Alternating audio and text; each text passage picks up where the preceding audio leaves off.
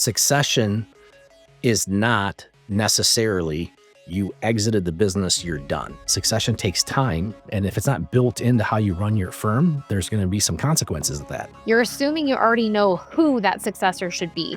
And it might even feel instinctive, like, of course it's them, but is it really? You may be wearing so many hats, you may need 2 or 3 people to help take over what it is you're doing when you step away.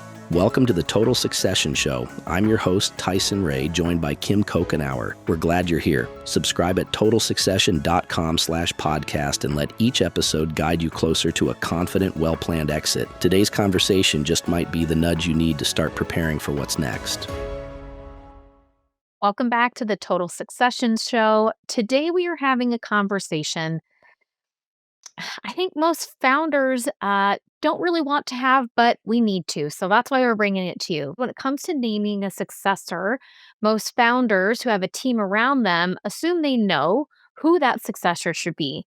Maybe it's someone who's loyal, someone who's been there, someone who gets it. But here's the problem.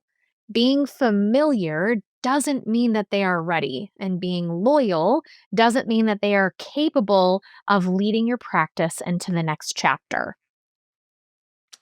Yes, they have to get it, want it, and have the capabilities to do it. And that's hard. That's very hard. And often you have a history tied to this person, emotion and loyalty, and of course, bias. All of that can cloud judgment that you need, even with your best intentions. So when your business is on the line, you really need to be asking the question, are you choosing your successor with clarity or with comfort? Are you open to being surprised or even being wrong? So today we're going to help you with this challenge and head into those assumptions and help you make the most important decision of your life with a little bit more perspective and confidence. So let's just jump right into it. Let's talk about something most founders don't even realize you are doing. You're assuming you already know who that successor should be. And it might even feel instinctive, like, of course it's them. But is it really? Or maybe a version of them down the line. So, Tyson, you've been in this seat, you've kind of walked through some of this and had thoughts. Like, what makes founders so confident that they already know? And what might they be missing in this? Yeah, so what they're missing in this first and foremost is it may be a successor outside of your own team or outside of your own business. The industry has always been such that you looked internally and you built up that Gen 2 or you took it over from the person next to you in the office. I think there's a mistake that you actually have the idea of what the role is and who's going to take it over. And therefore are putting this, and sometimes not even communicating that to this person. Right? That, oh, this is going to be my successor. And yet I've been in situations where the successor didn't want to take over all the other thing is as the founding visionary, the person that built the practice, you don't have an appreciation that your successor may need to be more than one person. You may be wearing so many hats, you may need 2 or 3 people to help take over what it is you're doing when you step away because you've been so used to doing it and you can do it quicker and yet it becomes complex, it becomes bigger, and it becomes a stress that other people may not want to take over, may not have a different skill set, or it could get done better if just one person did just this. So there's just a lot, and it's often not what you're thinking. And you might need to have some people speak into what are your blind spots in deciding who this successor or how that succession is going to work. Yeah.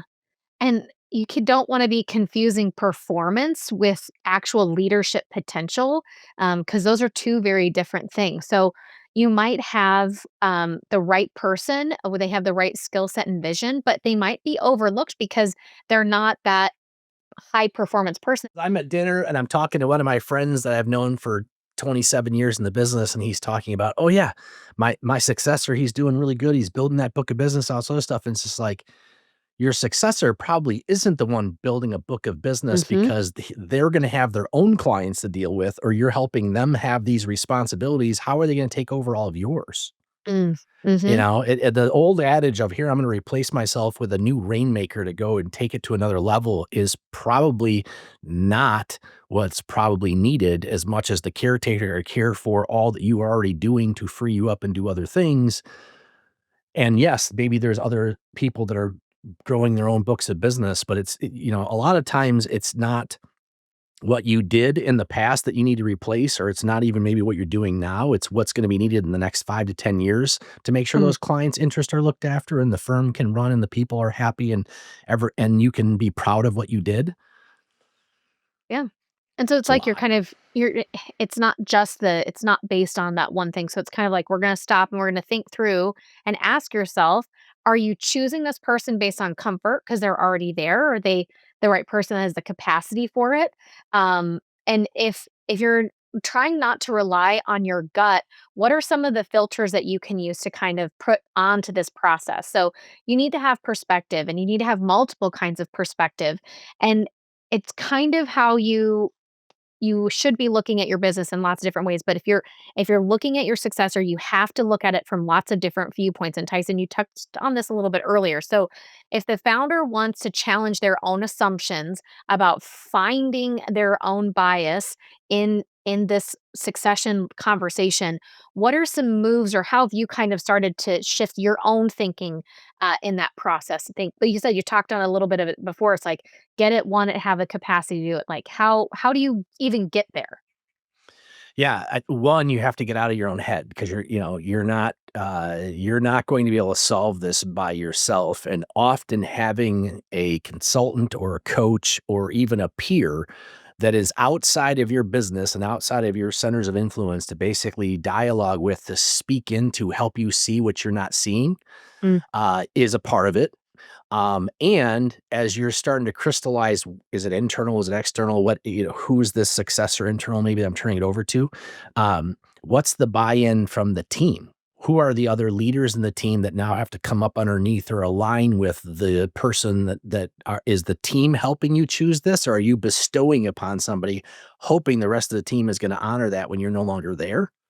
So it's both a bit of a get external feedback of what kind of the plan is and kind of and what your thinking is to get clarity around some of that. And as that crystallizes and you have an understanding of maybe the who inside the team, especially, do they want it, get it, have the capacity to do it? What things do they need to be doing different to grow into that role? What do they mm, need to stop yep. doing that you're paying them to do to start doing things you need them to do? And at the same time, does the rest of the team have that buy-in, and what is that transition gonna look like to make it successful? Yeah, that's huge. Well, and I think the key to that is if you want to get better at anything, you need outside perspective, you need coaching. And so having a coach or a facilitator who's not tied to your practice the same way that you are to step in and really help you with that. That's where we saw huge strides in this business as when we started bringing in that outside perspective.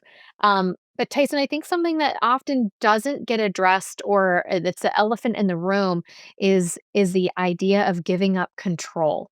So, how do you invite a new perspective or let your team members start leading projects and initiatives without being like, well, I'm losing control of things when you're actually really not? You're trying to grow your business. How did you deal with that? Or do you continue to deal with it? Yes, it's just like, how many ways did I do it wrong is really what we're talking about You here. can share that. Yeah. Yeah. So, for many years in my career, there was an adage that don't bother, trying to figure it out, just bring the problem to Tyson so he can tell you what to do, and therefore you now feel empowered that you're gonna be in control of all the minutia Mm, that happens in the business.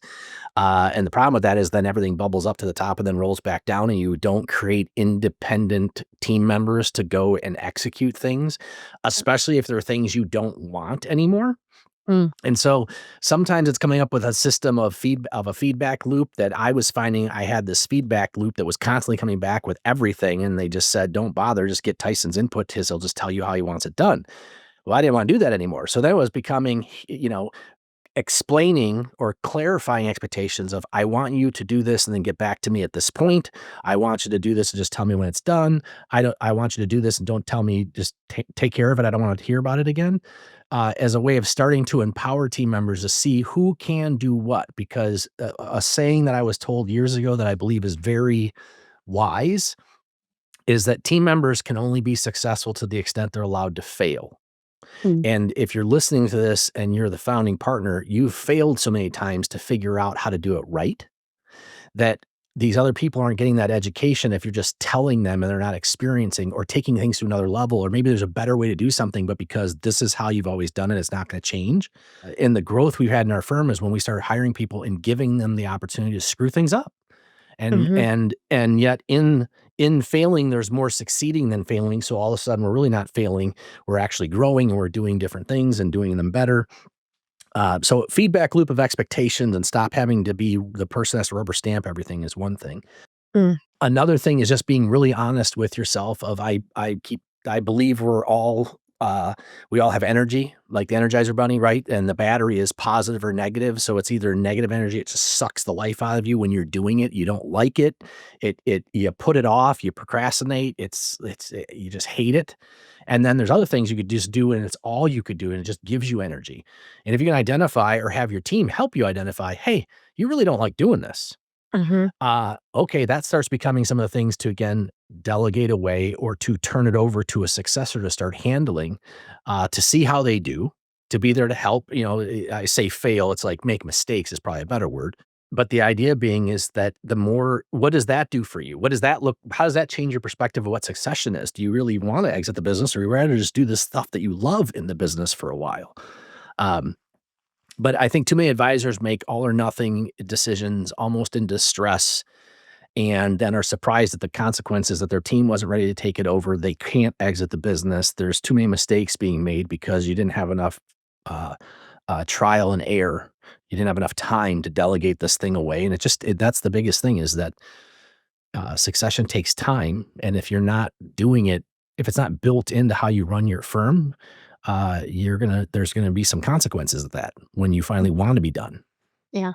Well, you're looking for leadership development. Putting action on to leadership in motion helps you actually be able to step back and see your firm actually move without you being at the helm all the time. And truthfully, this should stretch you. If you're not really actually letting go of much and this is all very easy, you're probably not actually making those actionable steps moving forward.